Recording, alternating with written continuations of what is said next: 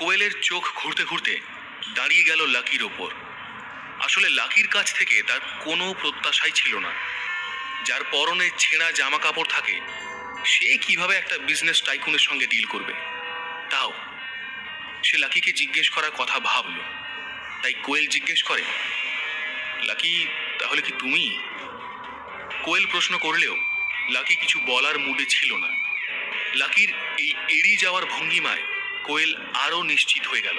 সে ভাবল, এর তো সাহায্য করার কোনো প্রশ্নই ওঠে না। কোয়েল একরাশ বিভ্রান্তির সঙ্গে জিজ্ঞেস করলো, তাহলে কে আমায় সাহায্য করলো? কাকে সে কৃতজ্ঞতা জানাবে বুঝতে পারছে না। এই মানসিক অস্থিরতার মাঝেই কোয়েলের মাথায় আর একটা নাম এলো। তাহলে কি প্রশান্ত? হ্যাঁ, একমাত্র ওই আমাকে সাহায্য করতে পারে। এই কথা বলতেই কোয়েলের হাসি মুখটা জল করে উঠল। সে খেয়াল করলো তার সব বন্ধুরা এখানে থাকলেও একমাত্র প্রশান্ত এখানে নেই। সঙ্গে সঙ্গে সে প্রশান্তকে ফোন করবে বলে ঠিক করে। আর যেমন বলা তেমন কাজ। ফোনটা বের করেই প্রশান্তের নম্বরে ডায়াল করে। প্রশান্তের ফোন বাজছে। তখন কোয়েল মনে মনে ভাবতে থাকে, তাহলে কি বাবা যে মন্ত্রীর কথা বলছে তার সঙ্গেই প্রশান্তর পরিবারের যোগাযোগ আছে? এই ভাবতে ভাবতেই প্রশান্ত ফোন তোলে। ফোন ধরেই ভারী গলায় প্রশান্ত বলল, কোয়েল, বল, কেমন আছিস? সব ঠিক আছে তো? কোয়েলের উত্তর, হ্যাঁ, আমি ভালো আছি। আচ্ছা প্রশান্ত, তুই আমাকে একটা কথা বল। আমি তোকে মোহিতের সঙ্গে যে ঝামেলার কথাটা বলেছিলাম, সেটা কি তুই শেষ পর্যন্ত কাউকে বলেছিলি? তুই কি আমার এই সমস্যাটার সমাধান করেছিস? এই প্রশ্ন করেই কোয়েল তার টেবিলে বসা বাকি বন্ধুদের দিকে তাকিয়ে থাকলো। প্রশান্ত বলল, দেখ, তুই যখন আমাকে সেদিন পুরো ঘটনাটা বললি, তখনই আমি বাবাকে বিষয়টা জানাই। তখন বাবা আমাকে জানালেন সেন্ট্রালের এক মিনিস্টার বাবার ক্লাসমেট ছিলেন। বাবা আরো একটা কথা বলেছিলেন যে একমাত্র ওই মিনিস্টারই তোকে এই সমস্যা থেকে বাঁচাতে পারেন। বাবা দিল্লি যাচ্ছিলেন অন্য একটা কাজে। আমাকে বলেছিলেন যে বন্ধুর সঙ্গে দেখা করবেন, কিন্তু তারপরে আর এই নিয়ে বাবার সঙ্গে আমার কথা হয়নি। তুই যদি বলিস তাহলে এখন একবার জিজ্ঞেস করে দেখছি। প্রশান্ত ভেবেছিল কোয়েল হয়তো তাকে আর ফোন করবে না, কিন্তু শেষমেশ যখন তার ফোন এসেছে তখন ভিতরে ভিতরে প্রশান্তর একটু লজ্জা হচ্ছিল। কারণ আদতে সে কোয়েলের এই সমস্যা নিয়ে বাবার সঙ্গে একটাও কথা বলেনি। সে কোয়েলকে ডাহা মিথ্যা বলছে।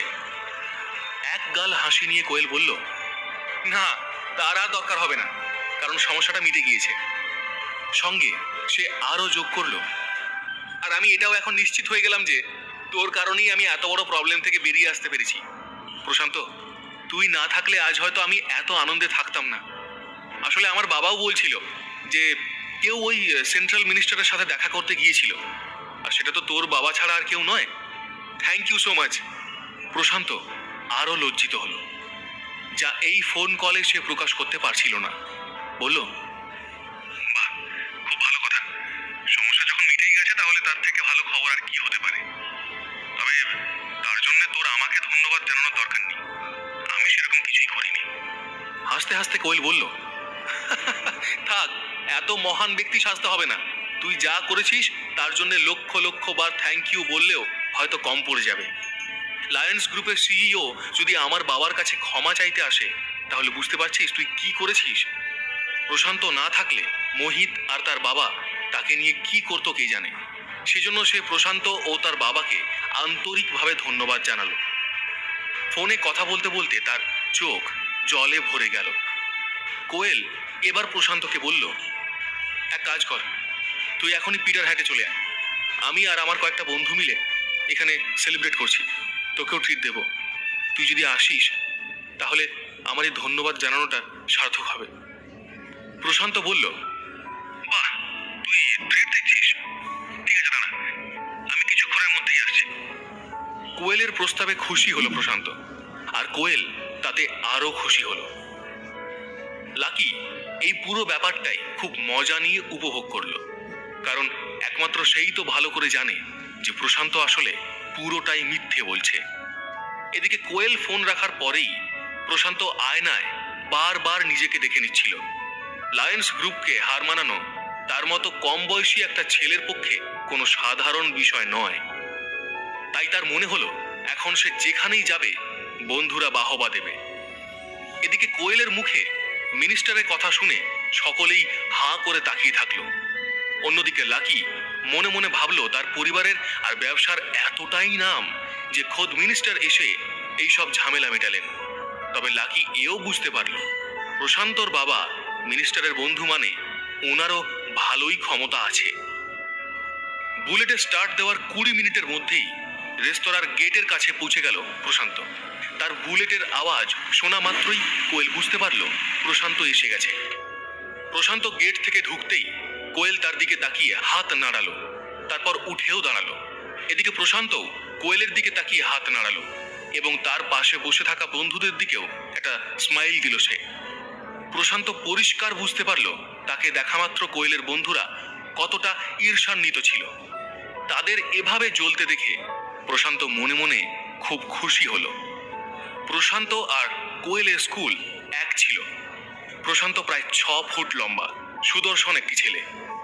কোয়েল তার প্রচন্ড উত্তেজনা ধরে রাখতে না পেরে চিৎকার করে বলল, আরে প্রশান্ত! তারপর তার হাত ধরে বলল, মাই ফ্রেন্ড, তোকে অনেক অনেক অনেক থ্যাঙ্কস। আমার এই কঠিন সময়টায় তুই আমার পাশে থেকে বিপদ থেকে বের করে নিয়ে এসেছিস। বিশ্বাস কর, তোর এই উপকার আমি, আমার বাবা, আমাদের পরিবার জীবনেও ভুলবো না। এই দৃশ্য দেখে লাকি মনে মনে ভাবলো কে হেল্প করে আর কে ক্রেডিট নেয়। লাকির মনে হচ্ছিল সত্যি এ এক আজব পৃথিবী, যেখানে জামা কাপড় দেখে কে কেমন মানুষ তার বিচার করা হয়। লাকি তো নিজের ক্ষমতা জাহির করার পাত্র নয়, তাই সে চুপটি করে বসে আবার মন দিয়ে খেতে থাকলো। এদিকে কোয়েল প্রশান্তর হাত ধরে থাকায় সেও খুব খুশি হলো। কোয়েলের হাতের দিকে তাকিয়ে রইল প্রশান্ত। কোয়েলের চোখ থেকে নিজের চোখ দুটো ফেরাতে পারল না প্রশান্ত। হাসতে হাসতেই সে বলল, থাম কোয়েল থাম, আর কত ধন্যবাদ জানাবি আমাকে। এইসব করা আমার কাছে খুব একটা বড় ব্যাপার নয়। তাছাড়া এটা তুই আমার ছোটবেলার বন্ধু, তোর কোনো সমস্যা আমারও সমস্যা, তোর জন্য আমি জীবন পর্যন্ত দিতে প্রস্তুত। এই কথা শুনে কোয়েলও যেন একটু লজ্জায় পড়ে গেল। নিজের দিকে তাকালো সে। তারপর প্রশান্তকে একটা হাগ করে টেবিলের কাছে নিয়ে এলো। প্রশান্তকে টেবিলের কাছে আসতে দেখেই কোয়েলের বন্ধুরা নিজের জায়গা থেকে উঠে দাঁড়ায়। প্রশান্তের কারিশমা এমন ছিল যে বাকিদের না দাঁড়িয়ে আর কোনো উপায় ছিল না। তবে সবাই উঠলেও লাকি তখনও তার কাঁটা চামচ ব্যবহার করে মন দিয়ে খাবার খেয়ে যাচ্ছে। চেয়ারে বসেই সে একবার প্রশান্তর দিকে তাকায়, তারপর আবার প্লেটের দিকে মন দেয়। অমিত আর অরিত্র লাকিকে ফিস ফিস করে বলল, এই হট, উঠে দাঁড়া একবার। লাকির এমন কাণ্ড দেখে কোয়েলের রাগ আরও বেড়ে গেল। তবুও সামলে নিয়ে নিজেকে শান্ত করে সে। প্রশান্ত একটু কটাক্ষে সুরেই বলতে লাগলো, আরে আমাকে দেখে সবাই উঠে দাঁড়ালে কেন? আমি কি কলেজের প্রিন্সিপাল নাকি? বসো প্লিজ। আসলে সে জানে যে এই সম্মান তার প্রাপ্য নয়। লাকিও তাই মনে মনে হেসে বলল, অন্যের বিয়েতে বর হিসেবে এসে গেছে। এদিকে প্রশান্ত চেয়ারে বসলো। প্রশান্ত নজরটা লাকির দিকে গেল। সে ভাবল, সবাই উঠে দাঁড়ালো আর এই ছেলেটা বসে বসে গিলছে, লাট সাহেব নাকি? কোয়েল তখন প্রশান্তর হাত ধরে বলল, তুই আমার পাশে বস। কিন্তু কোয়েলের পাশে বসার জায়গা ছিল না। কোয়েলকে ঘিরে তার বাকি বন্ধুরা বসেছিল। কেউ জায়গা ছাড়ছে না দেখে কোয়েল সকলের দিকে তাকিয়ে থাকলো। রোশনি বিষয়টা ধামাচাপা দিতে গিয়ে বলল, আরে তোরা একটু ওঠ, প্রশান্তকে জায়গাটা ছেড়ে দে। তারপর সবাই উঠে নিজেদের জায়গা ছেড়ে দিতে লাগলো। কিন্তু সেখানে জায়গা এতটাই কম ছিল আর এতজন ছিল যে প্রশান্তর জন্য আলাদা করে জায়গা খুঁজে পাওয়া মুশকিল ছিল। কোয়েল ভাবল, সবাইকে কি এখান থেকে তুলে একটা বড় জায়গায় নিয়ে গিয়ে বসবে? এই ভাবনা চিন্তা থেকেই তার নজর গেল লাকির দিকে। সে দেখল সবাই উঠে জায়গা করে দেওয়ার চেষ্টা করছে। এদিকে লাকি বসে বসে খেয়েই যাচ্ছে। খুব বিরক্ত হয়েই কোয়েল হাঁক দিল, লাকি! কোয়েলের জোরে হাঁক শুনে তার মনে হলো আবার হয়তো কোনো কারণে সবার সামনে ছোট করবে। সেখানে কি হতে চলেছে তার যেন কিছুটা আন্দাজ করতে পারছে লাকি। কোয়েলের দিকে মুখ তুলে তাকাতেই লাকির নজরে এলো তার তিতি বিরক্ত মুখ। সে অপেক্ষা করছিল আবার কখন কোয়েল তার সম্পর্কে কটু কথা বলে। এদিকে অমিত আর রোশনিও একে অপরের দিকে তাকিয়ে থাকে। রোশনি কোয়েলকে কিছু বলতে যাবে এমনই সময় কোয়েল লাকিকে বলল, লাকি, আমার মনে হয় বিনা নিমন্ত্রণে এসে অনেক খেয়েছো। তারপরেও যদি তোমার পেট না ভরে থাকে তাহলে আমি তোমার জন্য কিছুটা খাবার প্যাক করে দিচ্ছি। এবার এখান থেকে ওঠো আর দয়া করে নিজের বাড়ি যাও। কোয়েল এই কথাগুলোই এতটা হাসি মুখে বলছিল যে বাকিরা বুঝতেই পারছিল না যে আসলে লাকিকে অপমান করছে। কোয়েলের কথা শুনে লাকির মুখটা ছোট হয়ে গেল। লাকি আফসোস করল, কেন এরকম একটা অহংকারী মেয়েকে সে সাহায্য করতে গেল। সে চাইলে 1 সেকেন্ডের মধ্যে খেলাটা উল্টে দিতে পারত, কিন্তু ওই যে বাকিদের মতো নিজেকে জাহির করার অভ্যেস লাকির নেই। সে মাথা নেড়ে বলল, হ্যাঁ। তারপর সে উঠে বেরিয়ে গেল। লাকি রাস্তায় হাঁটতে হাঁটতে ভাবল, কোয়েলকে এতটাও খারাপ তার মনে হয়নি। এত বাজেভাবে অপমান তাকে খুব কম মানুষই করেছে। কোয়েলের কথাগুলো যেন লাকির বুকে সূচের মতো বিঁধেছে। লাকি মনে মনে বলল, এটা কোয়েলেরও দোষ নয়। কথায় আছে না, जो दिखता है वो बिकता है। আজকাল মানুষের মূল্য বিচার করা হয় তার পোশাক দেখে। কিন্তু লাকির দাদু তাকে সাধারণ জীবনযাপন করতে শিখিয়েছিলেন, আর আজ অবধি সে তাই মেনে চলেছে। অন্ধকার রাতে আকাশের ঝলমলে তারাগুলোর দিকে তাকিয়ে লাকির চোখ ছলছল করে উঠল। রাস্তায় একটা ক্যাফের পাশ দিয়ে যেতে যেতে লাকি দেখতে পেল প্রচুর ছেলে মেয়ে খাওয়া দাওয়া করছে, আড্ডা দিচ্ছে, হাসি ঠাট্টা করছে। রাতের আধারেও সেই রাস্তাটা জলজল করছে ছেলে মেয়েগুলোর হাসি ঠাট্টায়। একটু দূরে ছিল একটা ফুচকার দোকান। এখানেই লাকি ও দৃষ্টি প্রায়শই ফুচকা খেত।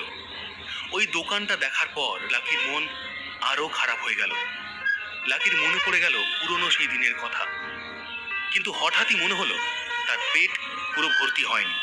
সে ভাবল, কয়েকটা ফুচকা খেলে মন্দ কি। লাকি বলল, দাদা, একটা প্লেট দাও। ফুচকাওয়ালা তাকে দেখা মাত্রই চিনতে পেরেছে। বেশ কিছুদিন পর লাকি এই ফুচকাওয়ালার কাছে এলো। সে জানতে চাইল, আরে লাকি দাদা, আজকে একা এসেছো? দিদি কোথায়? এই প্রশ্ন শুনে যেন লাকির মন আরো ভেঙে গেল। এর কোনো উত্তর লাকির কাছে ছিল না। ভাঙা গলায় লাকি বলল, কেন, আমি একা এলে ফুচকা দেবে না? ফুচকা বিক্রেতার মনে হলো এই প্রশ্ন করা ঠিক হয়নি। সে বলল, না না, কি যে বলো। এই বলেই তিনি লাকিকে ফুচকা দিতে থাকলেন। লাকি একটা ফুচকা খেল, তারপর একটা মুখে তুলতে গিয়েই ফেলে দিল। ফুচকাওয়ালা জিজ্ঞেস করলো, কি হলো লাকি দাদা, কিছু পড়েছে নাকি? দুঃখের সুরে লাকি জবাব দিল, না, আমার ভালো লাগছে না। হঠাৎ মেঘের গর্জন শোনা গেল, ঝড়ও শুরু হলো। লাকির মনে হলো এই তো আকাশে তারা ছিল, এখনই আবার ঝড় আসছে। সে দৌড়ে নিজের ঘরে চলে গেল।